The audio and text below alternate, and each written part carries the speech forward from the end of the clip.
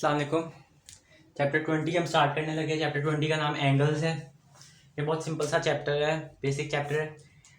इसके अंदर सबसे पहले हम एक्सटीरियर एंगल थ्योरम करेंगे कि अगर उसने हमें एक ट्रायंगल दिया है और उसमें उसने हमसे एक्सटीरियर एंगल मांग लिया है, ये वाला एक्सटीरियर एंगल, तो इसका जो फॉर्मूला होता है आप लोगों को बहुत ईजी अभी ये क्वेश्चन लग रहा होगा। आप लोगों को लग रहा होगा कि हमें पता है कि ट्रायंगल का इन जो होता है वो एंगल 180 डिग्री होता है।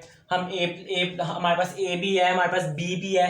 हम जो है वो सी निकाल लेंगे। जब सी निकालेंगे तो उसको 180 से माइनस करेंगे तो हमारे पास एक्स आ जाएगा।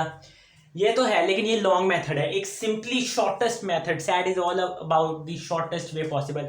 शॉर्टेस्ट मेथड होता है कि उसने जो एक्सटीरियर एंगल होता है ना हमारा, फिर एक ट्राइंगल से बाहर, वो इक्वल होता है हमारे सम इन दोनों एंगल्स के। इसके अंदर वाला जो एंगल होता है उसके दोनों ऑपोजिट एंगल्स के इक्वल होता है उसका सम, जो एक्सटीरियर एंगल होता है, यानी A plus B is equal to X. इन दोनों का जो सम है ना इन एंगल्स का, वो इसके इक्वल होगा। तो इस तरह ये इतना क्विक मेथड है कि आपको ये दो एंगल्स दिए हुए हैं और आपको एक्सटीरियर एंगल निकालना है, तो आप इन दोनों को प्लस करके इसका एंगल निकालोगे। आप लोगों को ये एंगल निकालने की जरूरत ही नहीं है, इस पर अपना टाइम वेस्ट करने की जरूरत ही नहीं पड़ेगी। तो ये बहुत सिंपल सा जो है एक शॉर्टकट है। यहाँ पे हम पैरेलल लाइंस का कॉन्सेप्ट सीखेंगे। पैरेलल लाइंस जो होती है यहाँ पे हम यहाँ पे देख रहे हैं एक लाइन तो इस तरह जा रही है, लेकिन इस लाइन को जो इंटरसेक्ट कर रही है दो लाइनें, एक लाइन तो इस तरह जा रही है लेकिन इस लाइन को जो दो लाइनें इंटरसेक्ट कर रही है, एक ये और एक ये, वो दोनों पैरेलल है। अब जब दो लाइनें पैरेलल होगी तो उनके एंगल्स का हम सीखेंगे। Following is true when two lines are parallel. ठीक है, चार बातें ट्रू होएगी जब दो लाइंस पैरेलल है एक दूसरे के। तो सबसे पहले वर्टिकल एंगल्स आर इक्वल। ठीक है, वर्टिकल एंगल्स आर इक्वल, यानी कि वर्टिकल एंगल्स का मतलब होता है जो एंगल्स एक दूसरे के ऑपोजिट है वो इक्वल होते हैं। यानी 1 4 इक्वल होगा, 2 3 के इक्वल होगा, 5 8 के इक्वल होगा, 6 7 के इक्वल होगा। तो ये बात जो है ट्रू होती है। दूसरी बात, alternate interior angles are equal. Interior से आपको समझ आ रही होगी कि जो जो एंगल्स अंदर की तरफ है, ये तो बाहर की तरफ एंगल्स है, ये अंदर की तरफ एंगल्स, तो इसका मतलब हम इन चार एंगल्स की बात कर रहे हैं, 3 4 5 6 की। तो इसका मतलब है alternate interior angles are equal का मतलब होता है कि 4 इज इक्वल टू 5, 4 5 के इक्वल होगा ये ऑपोजिट, और 3 6 के इक्वल होगा। अब यहाँ पे हम कॉरेस्पॉन्डिंग एंगल्स की बात करेंगे। तीसरी बात, corresponding angles are equal. Corresponding angles का मतलब होता है कि यानी जो एंगल्स एक जैसे दिखते हैं, बिल्कुल एक जैसे है, एक ही साइड पे है, क्योंकि ये पैरेलल लाइंस है तो इनके एक जैसी साइड्स होगी, सेम साइड्स होगी। तो इसका मतलब 1 5 के इक्वल है, 2 6 के इक्वल है, 3 7 के इक्वल है, 4 8 के इक्वल है।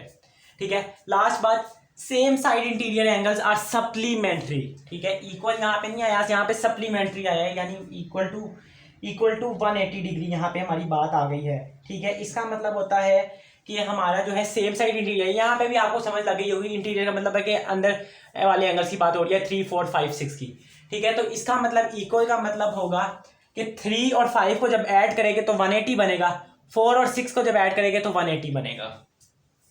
ठीक है, तो इस तरह ये जो है ये बातें ट्रू होती है। जब आप पैरेलल लाइंस को सॉल्व करेंगे तो इन लॉस की मदद से, इन बातों की मदद से आप इजीली क्वेश्चन सॉल्व कर सकते हैं। इस चैप्टर का लास्ट कॉन्सेप्ट सीखेंगे, polygons. A regular polygon has equal sides and angles. A regular polygon has equal sides and angles. एक जो रेगुलर पॉलीगॉन होता है उसकी साइड्स और एंगल सारे इक्वल होते हैं। फॉर एग्जांपल अगर हम ये ट्रायंगल ले रहे हैं, ठीक है, ये भी 60 डिग्री है, ये भी 60 डिग्री, ये भी 60 डिग्री, तो ये हमारा एक रेगुलर पॉलीगॉन है क्योंकि इसकी एंगल सारे इक्वल है, सारे 60 डिग्री है, और 60 60 60 सारे 60 डिग्री है। और जब एंगल्स ही सारे 60 डिग्री है तो इसका मतलब ये भी हुआ कि इसकी सारी साइड्स भी इक्वल है, इसकी सारी साइड्स भी इक्वल है, उसके सारे एंगल्स भी इक्वल है। लेकिन अगर दूसरी तरफ अगर एक एंगल ऐसे है कि ये 90 है, ये 30 और ये 60, तो ये एक रेगुलर पॉलीगॉन नहीं है, क्योंकि इसकी एंगल्स भी डिफरेंट है और इसकी साइड्स भी डिफरेंट है। एक रेगुलर पॉलीगॉन वो होता है जिसके अंदर उसकी सारी एंगल्स और उसकी सारी साइड सेम हो। ठीक है, अब यहाँ पे रेगुलर पॉलीगॉन की तो हमने बात कर ली, लेकिन यहाँ पे अब हम किसी भी पॉलीगॉन की बात कर रहे हैं। इसकी बात भी हो सकती है, इसकी बात भी हो सकती है। ये स्टेटमेंट सब पॉलीगॉन्स के लिए है, बेशक वो रेगुलर है या इरेगुलर है। ठीक है, फॉर एनी पॉलीगॉन लिखा हुआ है, for any polygon sum of interior angles is 180 n - 2 where n is number of sides.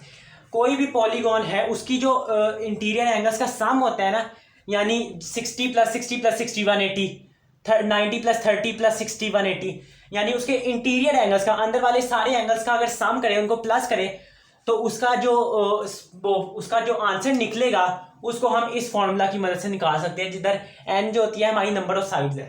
आप सबको पता है कि ट्रायंगल के अंदर 180 डिग्री जो होता है टोटल एरिया होता है ट्रायंगल का, सम ऑफ इंटीरियर एंगल्स जो होता है, तो वो भी इस फॉर्मूला से निकलता है कि कैसे, कि एक तो 180 है, ठीक है, नंबर ऑफ साइड्स हमारी कितनी है, एक होती है ट्रायंगल के अंदर 1 2 3, 3 - 2 = 180 × 1 = 180, ठीक है, ये मैंने प्रूव कर दिया। ट्रायंगल के अंदर 180 डिग्री होता है इसका सम ऑफ इंटीरियर एंगल्स।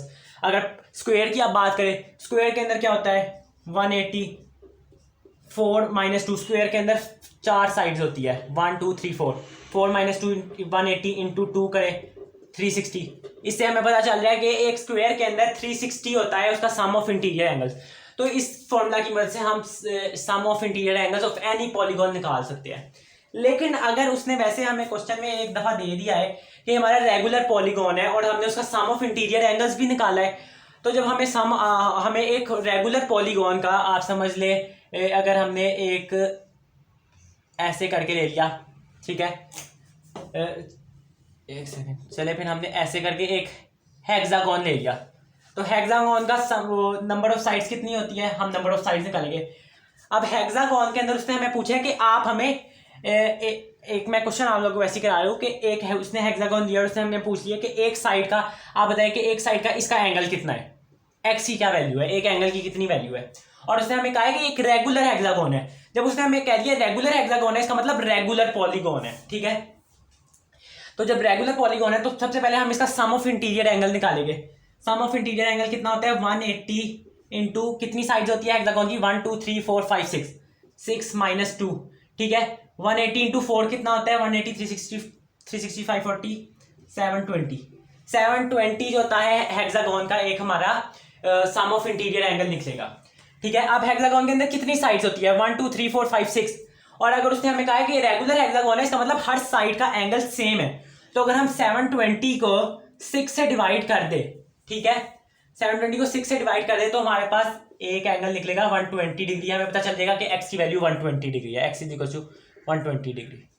और ये हमारा चैप्टर अब ये ख़त्म हो गया।